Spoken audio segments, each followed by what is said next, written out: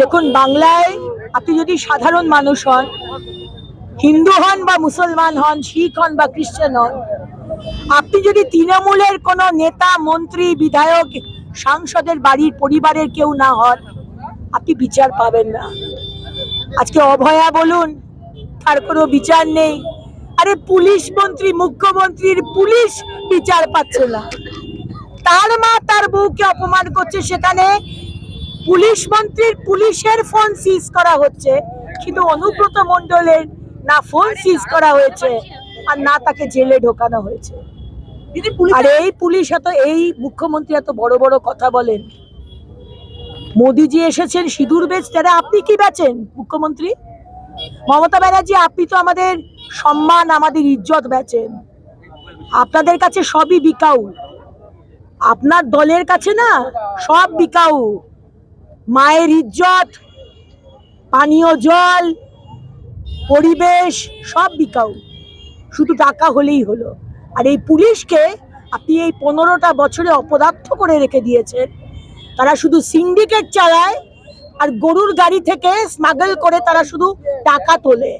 কিন্তু আজকে 10 দিন হয়ে গেছে এই ছেলেটি, তাকে পাওয়া যাচ্ছে না। একটা 14 বছরের একটা বাচ্চা ছেলে, তার মা হা হা করে কাঁদছে, কিন্তু এখন অব্দি সেই ছেলেটিকে খুঁজে বার করার সেই এত অপদার্থ পুলিশ আর তার পুলিশ মন্ত্রী।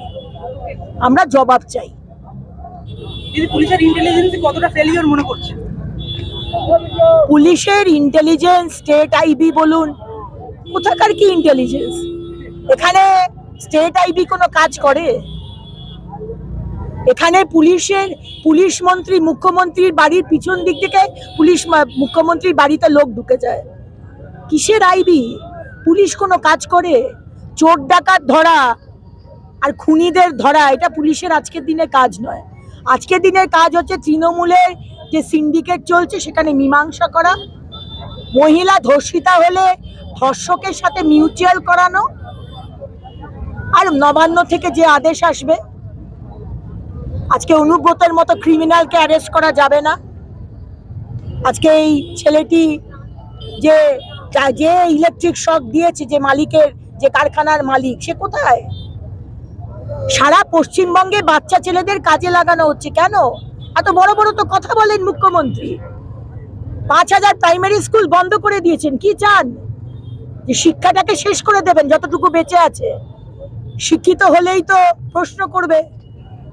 সত্যজিৎ বাবুর উদয়ন পণ্ডিত বলেছিল না, এরা যত পড়ে তত বেশি জানে আর তত কম মানে। তো মুখ্যমন্ত্রী, আপনি চাইছেন এরা সব অশিক্ষিত হয়ে থাকুক? এইভাবেই সরকার চলছে। চলো স্লোগান দাও।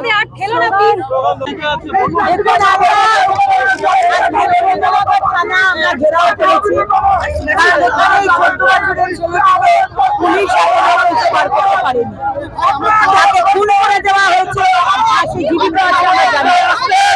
আজকে রাস্তা ঘেরাও করা হয়েছে। আজকে এই বাচ্চা 14 বছরের ছেলে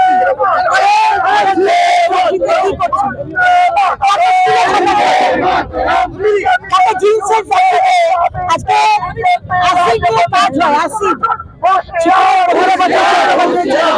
তাকে কেন কাজে লাগানো হয়েছে? টিএমসি সরকার, মমতা ব্যানার্জির সরকারের লড়াই হবে। শ্রমমন্ত্রী কি করছে? সারা পশ্চিমবঙ্গ জুড়ে বাচ্চাদের কাজে লাগানো হচ্ছে। কেন? শিশু কল্যাণ মন্ত্রী কি করছে? পুলিশ কি শুধু তোলাবাজি করবে আর সিন্ডিকেট চালাবে? তৃণমূলের মন্ত্রীর বাড়ির ছেলে যদি হতো তাহলে এই কেরাসলেস কি দেখতে পেতাম? তখন কিন্তু অ্যাকশন হতো। এই ছেলেটি মাইনরিটিকে শুধু ভোট ব্যাংকের ব্যবহার করবেন। ছেলেটি খুন হয়ে গেল না বেঁচে আছে এটা পুলিশের কোনো তাই আজকে আমরা ঘেরাও করেছি। আমরা জবাব চাই। আজকে ছেলেটি কোথায়? জিন্সের যে কাজ করতে সেই মালিক কোথায়? আপনাদের ইনভেস্টিগেশন কতদূর? কেন কেন এখনো ছেলেকে খুঁজে পাচ্ছেন না?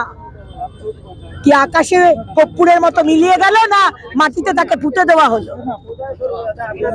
আজকে মুসলমান শুধু ভোট ব্যাংকের জন্য আজকে বড় বড় কথা বলেন, সুরক্ষা, সম্মান।